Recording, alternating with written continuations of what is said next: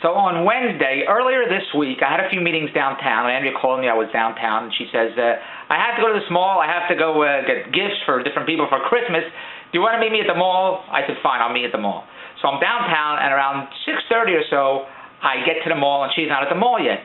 And she says, where do you want to meet? Do you want to have dinner here? I said, fine, we can have dinner here. She said, where do you want to have dinner? Do you want to go to Moxie's or Milestones or the Pickle Bar, whatever the restaurants are at this mall? And I said, wherever you want. She said, okay, I'll meet you at Moxie's. I say, fine. So I go to meet her at Moxie's, and my kid comes up, oh, it's too dark, the lighting is horrible, I hate the atmosphere, whatever the bullshit is they don't want to eat at Moxie's. It has nothing to do with the food, it has to do with the atmosphere, the lighting gives them a headache, they can't see straight. We're Jews, that's all we do is complain. So I said, I don't care, wherever he is. She said, well, do you want to go to Milestones, do you want to go to Pickle Barrel? I said, fine, we can go to the Pickle Barrel, whatever it is. So we go to the Pickle Barrel, and I get the pasta, and I get soup, and my wife gets whatever she gets, whatever. And then a friend of mine owns the Pickle Barrel. He owns all the Pickle Barrels. He's a great guy, and he owns them, so I'm thrilled to go there. He can pay the rent for the pickle.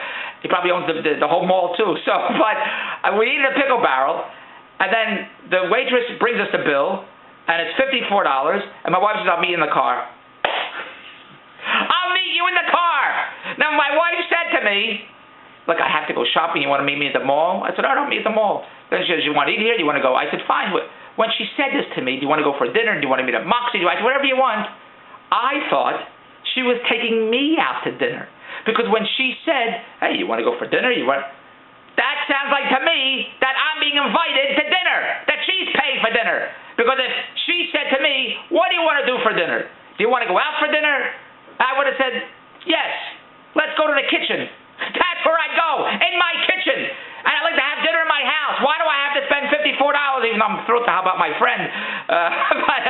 Why do I have to spend $54? And that was for two people, even though it was with my kid. I mean, the kid was at his friend's house somewhere, swinging from the chandeliers, whatever the hell he does. I had my one kid with me. He didn't even eat. He wanted pizza. So I paid $54 for two people, just Andrea and I. And then after we went to the Pickle Barrel, I had to spend another $11 for my kid to get a pizza. So that night cost me $64 for food that I wasn't planning on spending. And why do I have to spend? Why do I have to take $64 out there here? Take it. I could have given the $64 to a cleaning lady because I just did a blog about my house that needs to be cleaned. And then I'd rather give it to the cleaning lady than to the Pickle Barrel, even though my friend who owns it might be able to use some money. I'm kidding. But I wasn't planning on spending the $54. When she said, you want to go for dinner? I thought that she's paying for it. Why do I didn't want to go there. That was Wednesday. So I'm out $64 already, or $65 a pizza. The Pickle Barrel, wonderful, very, very nice. Thursday comes. I think we ate at home. Yeah, I think I had peanut butter and jelly. Is that a good dinner, peanut butter and jelly? I can't think what the hell I had Thursday night for dinner. I think it was peanut butter and jelly. Very, very nice. My wife's an excellent cook. My wife makes food fit for a king. Fit for a king. Here, king. Here, king. On Friday, yesterday, I'm out, I had a Christmas lunch, a very, very nice Christmas, with my friend who owns the Pickle Barrel. I had a Christmas lunch for a Christmas party for his company, other companies that he owns, and he invited me, which was very, very nice. I had a very, very nice, so I guess I made up for the $54 that I paid the previous day, but I had a very, very nice lunch with met great people, and it was very, very nice atmosphere and terrific. And after that lunch, then I had to do some other business things, and my wife calls me again. I have to get my nails done at 5:30, and after I get my nails done at 5:30, what do you want to do for dinner? You want to go to Baton Rouge? I said, okay, we'll go to Baton Rouge. Or how do you say it? Baton Rouge, Baton Rouge, well, however they say it in Louisiana. I'm not from Louisiana. I'm from Philadelphia, so we call it Baton Rouge, however you say it. So I said, fine, we'll go to Baton Rouge, because she's got to get her nails done. So I'm on the phone, I'm sending emails, I'm doing business, whatever the hell I do to make up the $54 that I spent at the Pickle Barrel and $11 for the pizza. And she's calling me, where are you? You got to pick me up. They're closing. This is a terrible area I'm in. Kings and queens walk around in that area. The wealthiest people, when my wife went to get her nails done, walk around that area. She's telling me, oh my God, I'm afraid I might be attacked by a doctor or an accountant or a lawyer. So I had to rush. I had to stop what I'm going to pick her up to get the nails. So I pick her up after she gets her nails done, and she says, all right, now we're going to go to Baton Rouge, Baton Rouge. I said, fine, we're going to Baton Rouge, Baton Rouge, whatever it is. So we're driving, she drives to Baton Rouge, where the hell we go, and she's trying to get into space. Can I get into this space, that space? Now you got to pay for parking. So she gets out and she goes into the restaurant, and I've got to pay for parking, and it's freezing outside. It's freezing outside yesterday, and I'm in that parking machine where you put in the coins, you put in the credit card, and I pushed the button, and it went too far, and I want to be that long, and I put an hour and a half. I just started. My hands are so cold. They're chapped. They're like alligator skin. They're like snakes. I'm going to make shoes for my hands. So that's good. So I'm freezing out there, waiting to get the ticket. Then I have to walk back to the car, and I have to put the ticket in the car. And the bullshit. I'm so cold. I'm like an Eskimo outside. And as I walk to the Baton Rouge restaurant, right in front, a gigantic banner. Free parking. You want to eat at Baton Rouge? You get free parking. Just park here in our parking lot, and we'll give you the coupon and get it validated. You park for free. How do you think I felt after I spent 5, 6, 8, 10, 12 minutes trying to figure out that parking machine, putting in the coins and turning the dial? And the joke I talk about that. In fact, I saw another guy was at a parking meter, putting in coins, turning the dial, putting in coins, turning the dial. I said, "What are you doing?" I said, "That's not a slot machine. It's a parking meter." He said, "I know, but I like the odds, 9 to 5.